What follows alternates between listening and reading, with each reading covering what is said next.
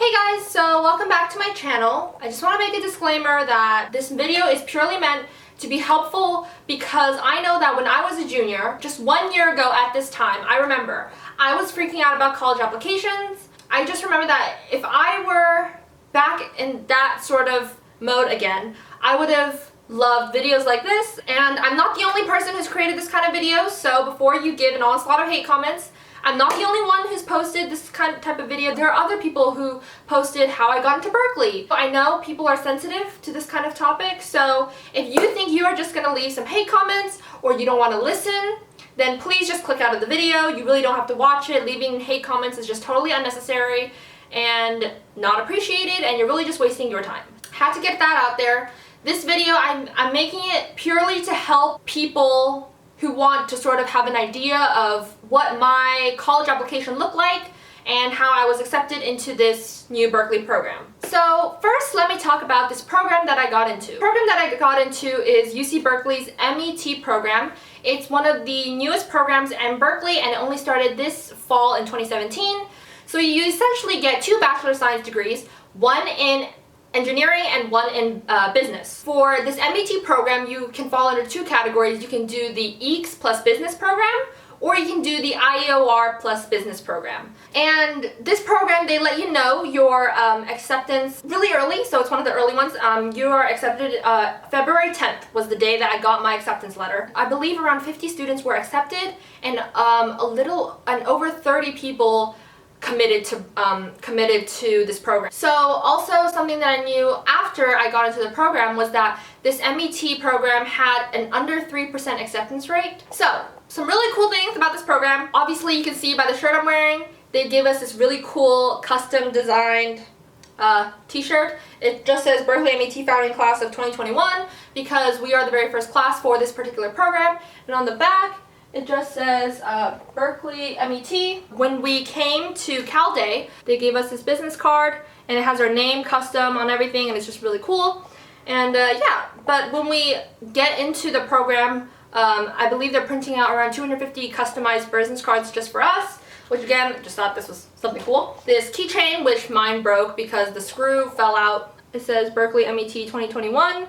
Other things, I'm also a Regents and Chancellor Scholars, so I received $10,000 for 4 years, so that's $2,500 every year. And so you also get other benefits like priority registration, your own mentor, advisor, professor kind of thing who can mentor you throughout the process, which was also really cool. Let's first talk about my grades, classes I took, and just scores in general. So let's just talk about things that are quantitative. If you are even asking, is my GPA good enough to get into so-and-so college? You already know that's a red flag. You should always work really hard in high school so that your freshman to junior year GPA is the strongest that it can possibly be. My freshman to junior year GPA was above 3.8. My weighted was far above 4.0.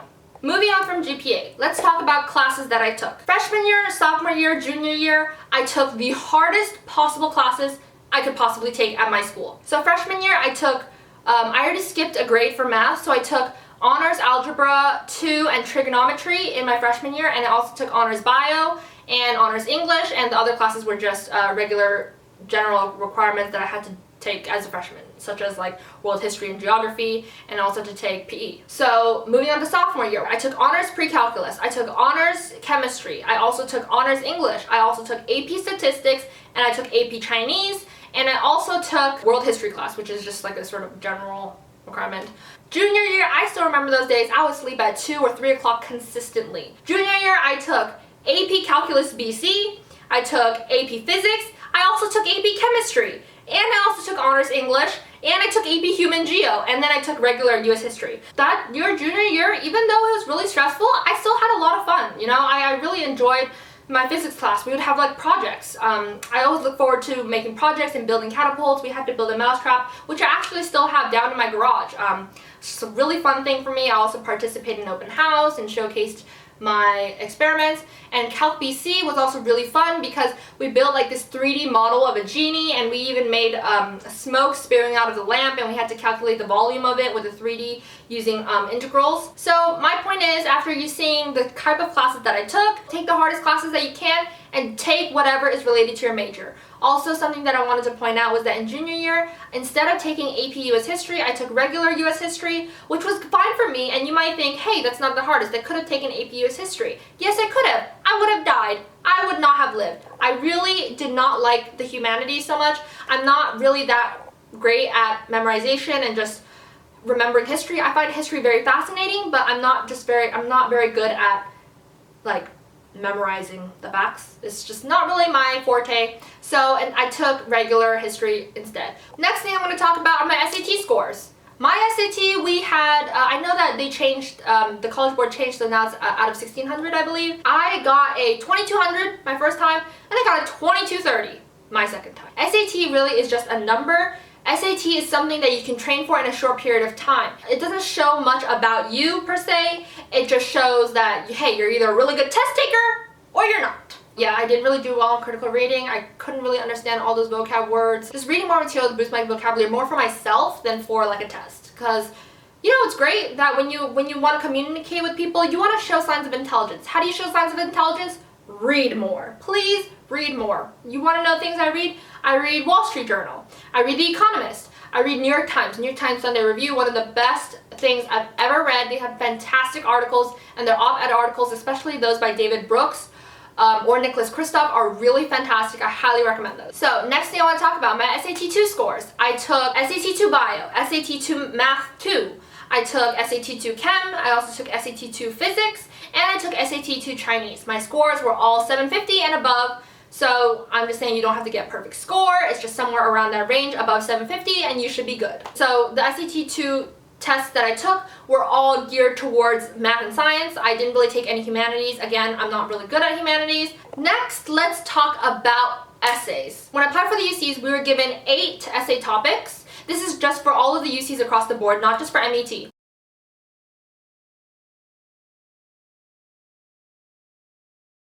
I highly recommend that you start essay writing early. I cannot stress that enough. Start your essay writing early. I did get help for my essays. I went to a college counseling kind of thing, and they helped me refine my essay and comb through and make sure I didn't have any grammar mistakes. Everything flowed well. But ultimately, all the thoughts were mine. If you don't have the funds for that, I totally understand. It's not for everyone. Not everyone can afford it. What I would suggest is that maybe you can write your essays down on a Google Doc, and you can share it with your friends from school. Maybe your school has some sort of writing program and you can participate in that. I know that my school had something called writer's block, in which students would go every Tuesday or Thursdays during lunch, I think, and they would help peer grade your essays. So the essay that I wrote, I will put it in a Google Doc form, and I will put all of my essays there, and I'll link it in the description box down below if you want to see my essays. And of course, I'm going to advise you, do not copy my essays, because obviously the admission officers at the UCs have read my essays, so it's pretty stupid if you copy it, because obviously they've read the same thing, so they would know. I really don't want your admission to be jeopardized. And also, because I applied for the M.E.T program, saying that, hey, we want another essay from you, around 350 words, talking about why do you want to be an M.E.T? Or something along the lines of that. It was like, why you want to be an MET, or why is this program for you, or why did you apply this program, something along those lines. And I did write an essay for that, and I will link that. But something that I think you should know is that this MET program is specifically built for someone who wanted to do both engineering and business together. It's someone who wants to have a technical field but also have the business field. For this program, you really want to show, hey, I have a direction of where I want to go. This is how I want to do it. This program is going to help me. How? This is my experience that I've had, something related, I have done something related to business, something related to engineering. So I'm showing you that, hey, I have the background for this, I already have some experience, and I want to join this program to further my education so I can achieve this goal. That's the entire idea. So I wrote about a goal that I already had. One day I want to be my own boss. So right now I'm really into fashion. So guess what? In the future, I wanted to have like a fashion clothing line that fuses wearable technology. But let's just say 10 years from now, I'm not really that into fashion. I don't really care about fashion anymore. Something that for me is more practical is actually developing a line of wearable technology that is used for medical devices.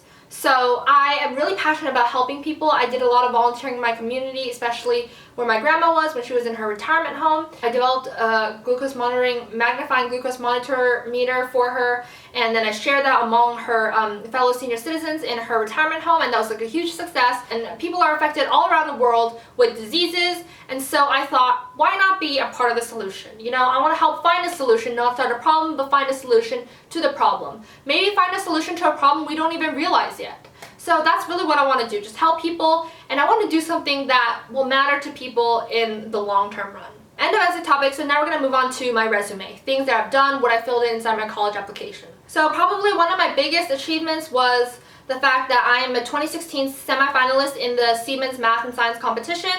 My project title was called A Fast and Highly Sensitive Method for Detecting Glycoproteins in SDS-PAGE Gels Using an Amino-Oxybidipy-FL Dye. So those words probably is like a whole jumble to you and you don't really understand what's going on, but essentially what I did was I developed a dye that helps detect glycoproteins at a faster, I just realized that none of that probably makes sense to you. I worked at a local small biotech company in my area, in the Bay Area. I'm very blessed because the Bay Area has tons of companies, and so I gave this biotech company my resume, and I was like, hey, look, I have this experience. I've done AP Chemistry, I took AP Physics, I've taken all these classes, I've also done previous research before. I already sort of had an idea of what I wanted to do, but I didn't have like a fully thought out thing yet. But I sent this company my resume, I sent it to a whole bunch of people, hoping that maybe one of them would take me. And this was during my junior to senior year summer. So I had this internship, non-paid, of course. You don't want to get paid for this. This is something that you want to do because you want to learn. So for the Siemens Math and Science competition, I essentially entered in an 18-page research paper. It was from junior year summer all the way to beginning of senior year and a little bit into senior year actually. During those like 3 or 4 months, that was when I worked the hardest, but even during the school year, I still went to the laboratory to help start experiments and to like do research and like look up papers, research papers, you know, just constantly thinking about what I can do to improve my product, my dye for my experiment. I think something that I really want to stress was that this summer, from junior year summer to senior year summer, I remember all of my friends. They were out going to the beach. They were going to Great America. They were traveling. They were going to movies all the time, hanging out with their friends, going for late night car rides, going out to the movies, going to the mall every single day. They were going out, and guess what I was doing? I was working 60 hours a week in this laboratory. And you know what? Maybe in the moment I was complaining about it. I remember in the moment I was telling my parents, I was like, when I got home I was complaining. I was like, Mom, look, I got home at like 1 or 2 a.m. from an experiment. You know, sometimes when you do these scientific experiments, you can't just stop halfway. You can't just say, oh, 8 hours is up, I need to go home now. No, these experiments, you need to just keep going. Sometimes you need to run your gel electrophoresis for maybe like an hour, and then after that you have to stain it. You have to stain it for 15 minutes, then you have to wash it for 30 minutes, then you have to stain it again. Things like that. It just takes up a lot of time, and it's not something that you can just say, oh, I work 8 hours, that's it. No, it's something that you have to work for a long time, and you have to be dedicated to what you want to do. And I remember I was so jealous because all of my friends, they were all going out, having fun, you know, like partying, and what was I doing? Holed up in a laboratory, in my white laboratory coat, with my safety goggles on, not looking that cute, no makeup, nothing, just focused on my work, writing note after note, paper after paper, editing my paper, trying to figure out what my next protocol could be to improve my experiment. And you know, while all my friends were going out, I didn't do any of that stuff. You know why? Because I thought long term. I thought, hey, you know, maybe I can't go to the beach, but guess what? After this year, I will go to the beach every single day. I will go to Great America every single day. Like, this is the idea that I'm trying to get to you, is delayed gratification. You know, I made a lot of sacrifices that summer. I really didn't see anyone. I didn't hang out with anyone.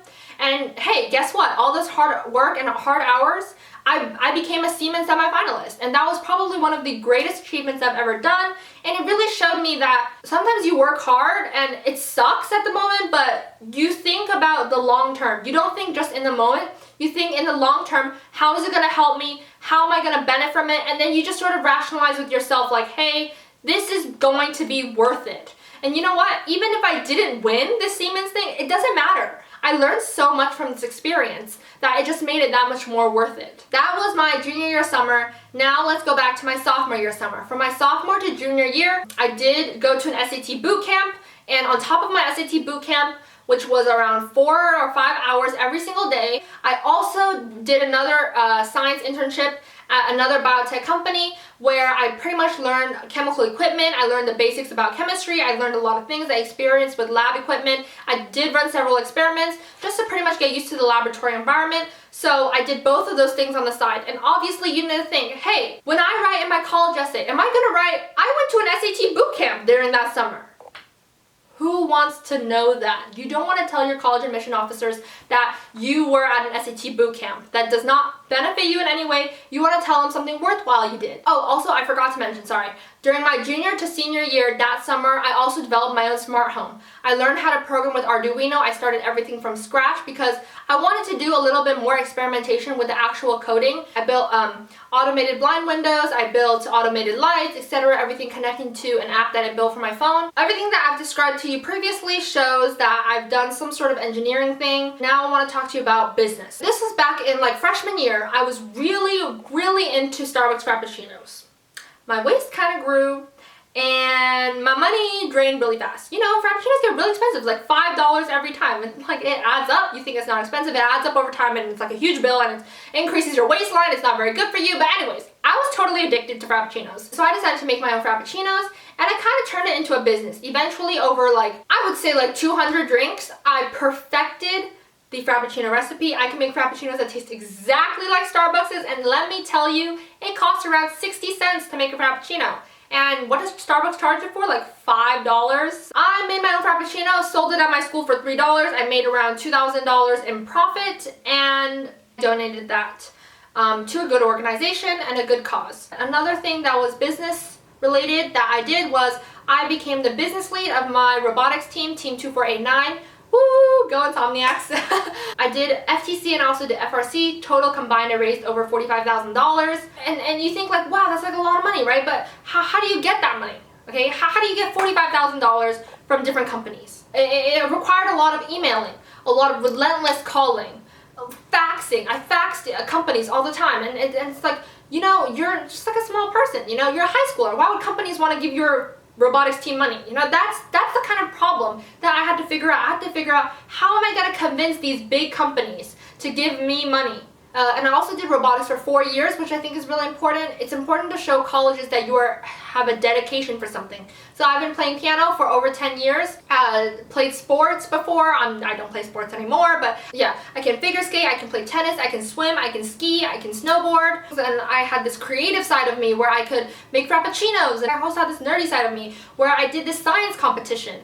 And I also had a business side of me where I could raise money. So what I'm saying is, if you want to make your application look good for colleges, do whatever you love to do and major in that. If you can't major in whatever you love to do, then find your major and do things that are related to your major, or do things that will show that you are ready for your major. So going back to my M.E.T kind of thing, since I was doing both business and engineering, I showed signs and evidence that I had background in both business and engineering, albeit I did not run a huge company.